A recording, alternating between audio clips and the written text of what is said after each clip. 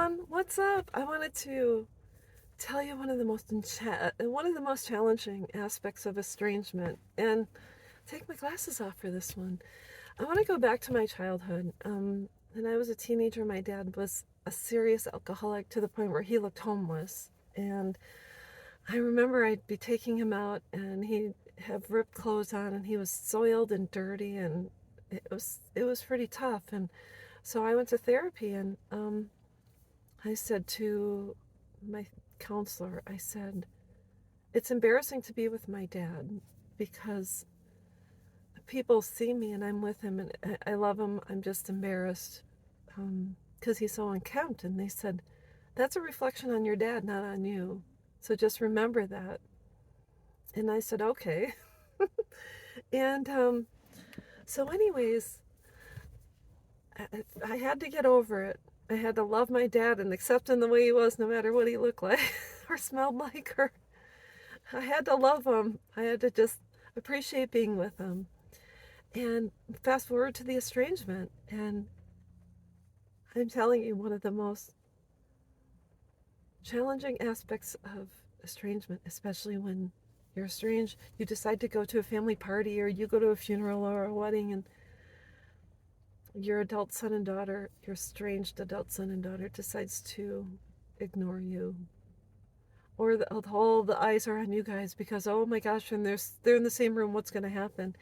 And you you you're embarrassed, you're humiliated, you know people are looking at you to see how you're going to react or if you're going to go and give them a hug and this and that. And it's very, very challenging when it's so embarrassing that you have a son or daughter that will not even acknowledge you. And I've shared this story before. Well, my grandma at the age of 100 a couple of years ago was passing away, and my daughters had been estranged by 10 years at this time, and I told family, I said, call them and let them know so they can say their last goodbyes. And my youngest daughter showed up, sat opposite my grandma's lap, cried across from me within 2 feet, and I tried to talk to her, and she ignored me and started playing with her phone. During the whole time we were in the house together, she ignored me.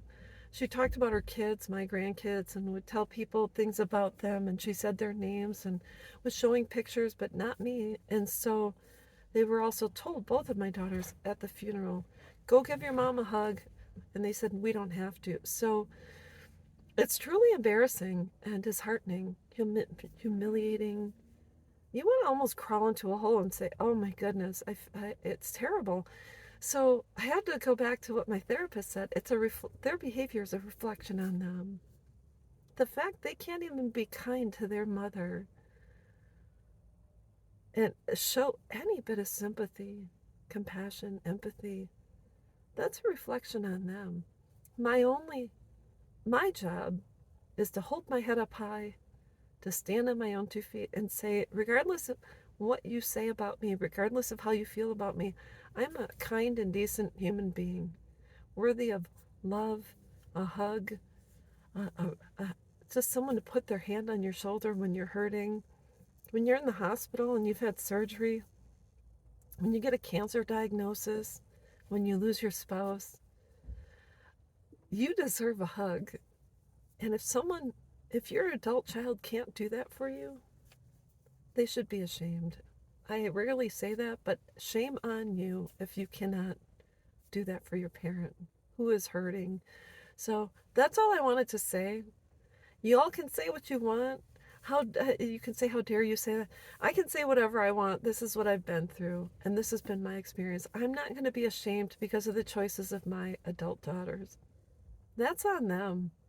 The only thing I have to do is know who I am, believe in myself, and surround myself with other people who would give me a hug, who say, "Atta girl," or "You're doing great." That's it. That's all I have to say about it, and I'll be back.